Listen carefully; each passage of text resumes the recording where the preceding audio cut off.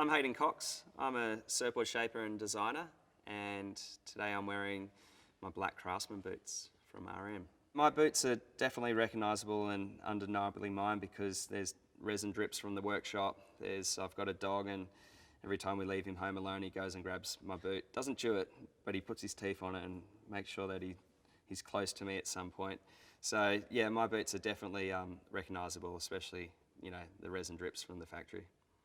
I'm always drawn to understated design. I always look to functionality and versatility in the boards that I shape, and when it comes to my boots, I really like that understated nature of the RMs and the fact that you can dress them up, you can dress them down. They kind of become part of your feet. You can wear them wherever you want, and they also got a sense of durability about them where they're going to last a lifetime, if not more.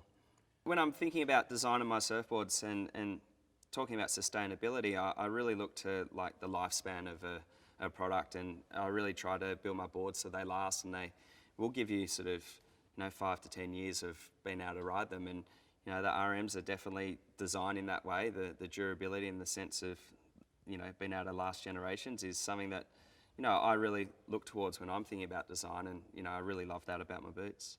Give you a longer lifespan of what you have, and even potentially be passed down through a generation. Maybe one day my son will be wearing these boots through the factory and working on some surfboards. And there's definitely some memorable trips where my RMs have gone, and probably one of the best ones is a wave down in Mexico that we've found with a couple of friends, and it's down in the desert. It's about 16 hours drive, and you're about maybe 4 or 5 hours away from anywhere that you can get water or food. And the RMs definitely were a trusty boot to hike through the desert and find some amazing waves, and the boots definitely saw some good waves that trip.